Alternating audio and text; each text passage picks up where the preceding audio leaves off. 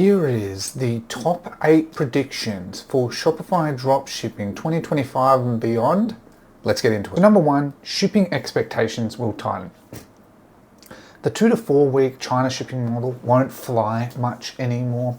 So what's happening? Customers are expecting 3 to 7 day shipping with tracking. Governments are going to regulate unrealistic shipping times. Now, that's not to say there's not going to be opportunity there. Obviously, there always is. Dropshipping is a great model, but there's going to be stronger expectations over the next couple of years. Shipping is only going to get more and more important and more regulated to be within timelines because customers want their items very, very quickly.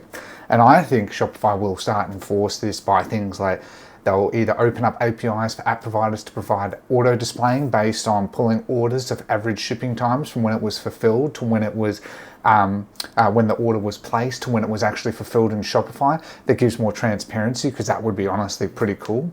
So here's what I would do: move towards local fulfillment partners or 3PLs. When you grow and scale, always look for 3PLs. I have videos on this of going from dropshipping to a 3PL model where you're basically dropshipping, but you're building a branded dropshipping. Be honest on your product pages about shipping times, makes a massive difference, and start researching warehouses. I use ShipBob, right? Simple as that. There's plenty out there that you can look at as well.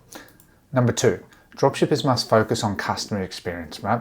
So too many are focused on the sort of quick cash that dropshipping can provide, but the long term, it doesn't actually help all that much. Where we're going to see the changes, focus on brand building. Dropshipping, branded dropshipping is becoming the new thing. So VAs will be replaced by AI, live chat, and support agents. So, tools that use that. I'm building one. You can look at tools like Gorgeous, for example. Poor customer service will result in account bans, which already does, but also account bans on Shopify too, because Shopify are going to be looking at customer experience and happiness as to determine the merchants they want. They want as many merchants through the door as possible, but they want good merchants. That's what's really important, and customer experience is going to be the forefront. So integrate AI customer tools, you'll be fine, and have automated post-purchase upflows. Email, SMS, for example, are the most common ones. You can use email tools for this as well. Prioritize customer lifetime value, not one-time sales, right? So customer service strongly helps support repeat purchases and people will buy again, okay? You can usually tell a dropshipping store, branded dropshipping, or just D2C. The difference is customer lifetime value. That's the biggest difference of it. Dropshippers, they rely on one-time purchases. That's why the sales go up and then they just drop because there's no loyalty there. Whereas branded dropshipping will build that loyalty, and customer service is a very important part. Number 3, digital products will continue to rise, right? We're seeing already digital products. Why? There's no barriers, no shipping, higher margins, instant delivery. Requires more work, more research, but you can use AI tools for that. You can bundle physical and digital, like a meal planner with a kitchen product, for example, or you can one of the things that works really well is looking on Etsy. There's a lot of digital products, and if you can transfer them to a store, run some ads, especially on Facebook, it works really well. As long as you focus on building great branding, people buy from that. That's why people go to Etsy. It's very personal and it's very handmade is sort of their branding. So you can do a lot of that in Shopify and then have great margins as well. So still keep learning, position info products are really, really important. And that's where we're seeing also, and I'm going to see more and more dropshippers move towards, because instant delivery, right? There's no shipping, it's a digital product. Number 4, the new model, as I was saying, is branded dropshipping, basically. People are moving from AliExpress to Alibaba a lot more because they want to genuinely build a real brand. I'm building a new fashion brand at the moment, for example, and I'm just ordering samples, and I'm going to take some time to build it, because once I've built that infrastructure on the back end, building the store, getting the sales, running the marketing is actually very simple. Private labeling is going to continue to be on the rise, so there's going to be a lot of opportunities to get private label where you can basically dropship, but branded dropshipping. And then quality matters more than ever, right? Where there's so many stores, quality is very much king there. So here's what I recommend that you do: choose products that you believe in, right? I always say that products that you stand beside, that you would generally use in your own life, are products that you would want to promote. Makes a massive difference because you've got passion behind it. Build a brand that you'd buy from. Again, something that it stems from passion, because then you're going to build something really sustainable. And order samples and create custom UGC with real use cases, right? We can use AI UGC and all of that, and that's a great start. But if you can get custom UGC, nothing will ever replicate that. And with the fact that AI now is becoming so prevalent across all elements, there's going to be a big shift of people wanting genuine stuff. I wouldn't be surprised if we see on marketing platforms in the coming years that there's a little tick box, this is AI generated or not, right? And people will obviously untick it, try to circumvent that, but there will be tools in place that'll pick up if it's AI generated and probably put a little watermark or something on it. Would not be surprised by that, because it is so prevalent now. So very important to keep that in mind as well. Number 5, I alluded to it earlier, customer lifetime value is king. This has always been king, but it's even more so. You can use tools like Klaviyo, Debutify, email to build your flows, create loyalty programs. There's plenty of loyalty programs out there, and you can focus on retention over acquisition. So, you ideally want both. You want acquisition and retention, but retention is significantly cheaper than acquisition. Acquisition is the first point of call. It's always the most expensive. Retention, people just come back and buy from you time and time again. Little to no work, because they trust your brand. So lifetime value is king, and that's where branded dropshipping is going to continue to rise. AI, for number 6, is reshaping marketing. So AI UGC tools, as I said, are exploding. What's happening? We're going to see creatives created 10 times easier to scale. Right, I'm actually building one of these 2 because it is just so good for scaling. Authentic looking content made by IA is getting indistinguishable, pretty much already is. And the next 1 or 2 years, it's just mind blowing how fast that's changing. And again, I just want to say, there will be likely government mandate disclaimers. I think that the AI UGC in that is phenomenal, but I think that there's going to be strong government regulation put in place over time when it comes to these things. I don't think it's a bad thing though. So use AI tools to speed up the ad creative production at a fraction of the cost. Blend AI plus real GC to stay ahead. You do that and you're absolutely crushing it, because then you can make a lot of content really quickly that's high converting. And always disclose AI content when it's required. As I said, it's coming, and I want to be transparent about that. I think that is very important to protect the consumer. If you're building a real brand, whether it's a dropshipping brand, whether it's a D2C brand, whatever that looks like, that doesn't matter that you use AI. What matters is that it at least translates to something genuine and not misleading, right? So I think that this stuff is amazing, and I just think it's important to prepare for the change and embrace it now. Number 7, organic content will explode. Now, organic content is king when it comes to making content. Ads always work, but people always have a thing, they don't like ads.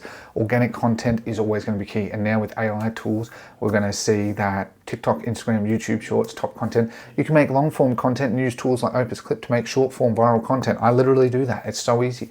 AI tools are making organic content faster and faster. People are building channels, TikTok and everything faster than ever before, and easier before, as a one-man team, just to get views and so on and so forth.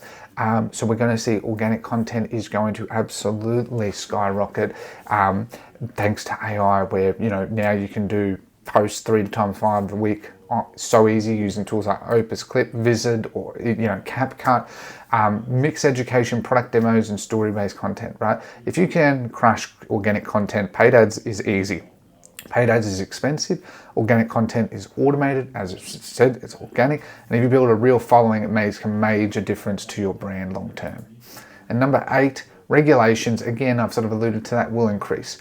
Trends, what's happening is trends will go viral. Government, they can't ignore it. This is always the step. Once it becomes big enough, regulation hits hard, and only brands that prioritize at the end of the day transparency and customers first will survive.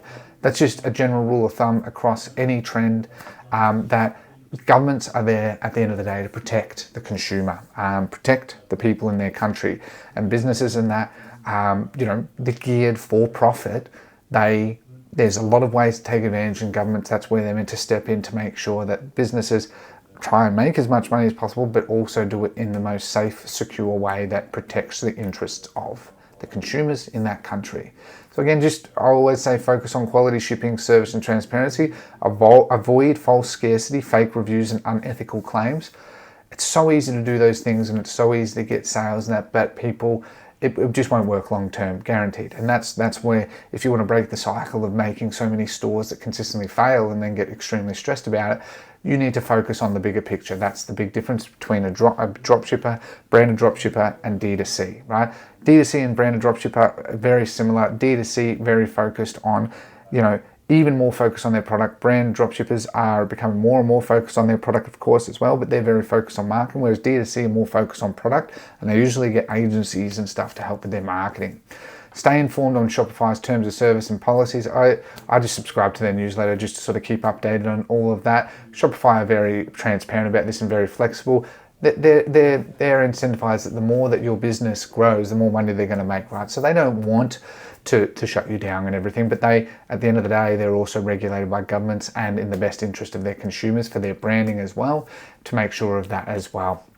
So I wanted to add some final thoughts, right? I think dropshipping is a fantastic model. I think it's fantastic, especially for beginners, to start with and make money, but it's evolving fast. We're in a day and age, building a brand just takes a few clicks, right? I'm building the Debutify AI store builder, building email marketing, UGC, and I plan to integrate it all and then automate it all with AI agents. So, I know what people want, and I plan to do it for myself, my own brand, so I can do 10 times more for a fraction of the work and cost.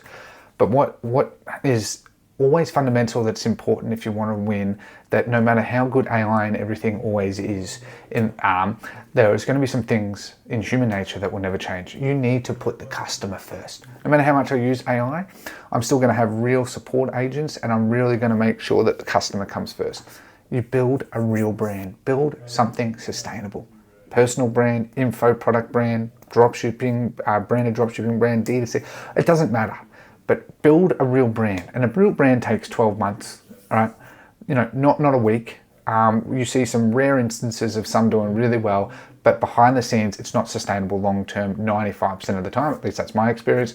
And use AI and automation the right way. Use it in a transparent way. Don't use it to be misleading. Misleading will get you short-term cash, but guaranteed I will be making a lot more money by being transparent in that and focusing more on the long term. It always works, and it will always work in any business model, especially in dropshipping, where the focus is purely just getting sales.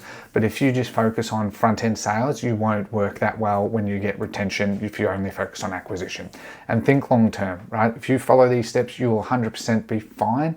But if you just think about short-term and only focus on that, guaranteed you're going to continually get burnt, right? I strongly recommend following these, right? I'm no genius, but I've just seen from the plethora of people I've worked with, as well as myself, my own brands, that are tried and true things that work across any industry, in any space, and dropshipping is absolutely no different.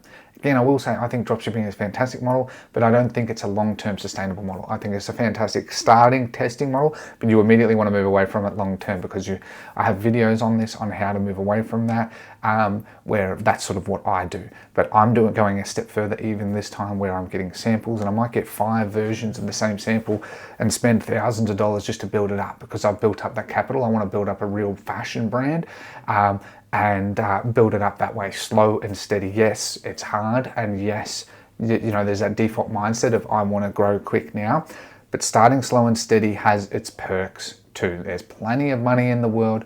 Focus on the long term, focus on customer first, build something you're passionate about, use AI to propel your business, but do it in the most ethical, transparent way, and guaranteed you will win. This is the guaranteed way. All the other ways that focus on short-term cash are guaranteed to fail. There's no genius behind this. This is just works, right? So I hope this has been helpful. If you have enjoyed today's video, be sure to like, share, subscribe, and comment down below if you have any questions. Otherwise, thank you very much for your time. Have a lovely day. Take care, and goodbye.